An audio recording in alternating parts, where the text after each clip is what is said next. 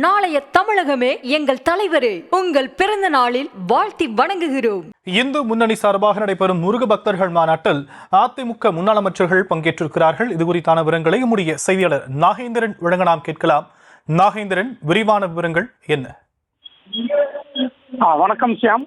மதுரை அம்மா திடலில் முருக பக்தர்கள் மாநாடு என்பது சரியாக 3 மணி அன்னைக்கு தொடங்கி நடைபெற்று வருகிறது. முதலில் கலை நிகழ்ச்சிகள் மற்றும் ஆன்மீக பாடல்கள் நடைபெற்றது. அதனைத் தொடர்ந்து தற்போது அந்த நிகழ்ச்சி என்பது தொடர்ந்து நடைபெற்று வருகிறது.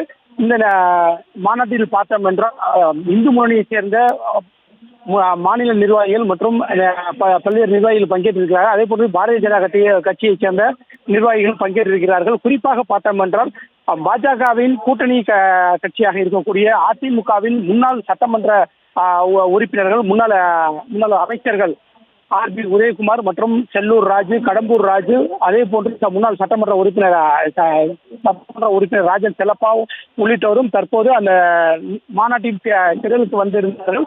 அவர்களை தற்போது அந்த மேடையில் வந்து அமர்ந்திருக்கிறார்கள். தற்போது பார்த்தோம் என்றால் பாரதிய ஜனதா கட்சியின் முன்னாள் மாநில தலைவர் அண்ணாமலையும் தற்போது அங்கே வந்திருக்கிறார். பாரதிய ஜனதா கட்சியின் வந்து மத்திய இணையமைச்சராக இருக்கக்கூடிய மற்றும் முன்னாள் மத்திய அமைச்சராக இருந்த பொன் ராதாகிருஷ்ணன் மற்றும் பாஜகவின் மூத்த தலைவர் ஹெச் ராஜா உள்ளிட்டோரும் வந்திருக்கிறார்கள். தமிழகத்தின் பல்வேறு பகுதிகளிலிருந்து மடாதிபதிகள், ஜீயர்கள், ஆதீனங்கள் உள்ளிட்டோர்களும் வந்திருக்கிறார்கள். அந்த இந்து முன்னணியை சேர்ந்த முக்கிய நிர்வாகிகளும் வந்திருக்கிறார்கள். அவர்கள் வந்து தற்போது மேடையில் அமர வைக்கப்பட்டிருக்கிறார்கள். இந்த திடலில் பார்த்தோம் என்றால் சுமார் 1 லட்சத்திற்கும் மேற்பட்ட அந்த இருக்கைகள் போடப்பட்டிருந்தது. காலை முதலே கடும் வெயிலின் தாக்கத்தினால் அந்த இருக்கைகள் வந்து காலியாக இருந்த நிலையில் வெயிலின் தாக்கம் குறைந்த நிலையில் மாநாடு தொடங்கிய நிலையில் தற்போது வந்து அந்த தொண்டர்களின் கூட்டங்கள் அதிகரித்திருக்கிறது.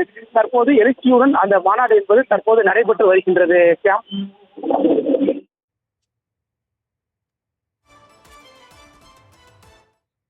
விரிவான விவரங்களுக்கு நன்றி நாகேந்திரன். நாளைய தமிழகமே எங்கள் தலைவரே, உங்கள் பிறந்த நாளில் வாழ்த்தி வணங்குகிறோம்.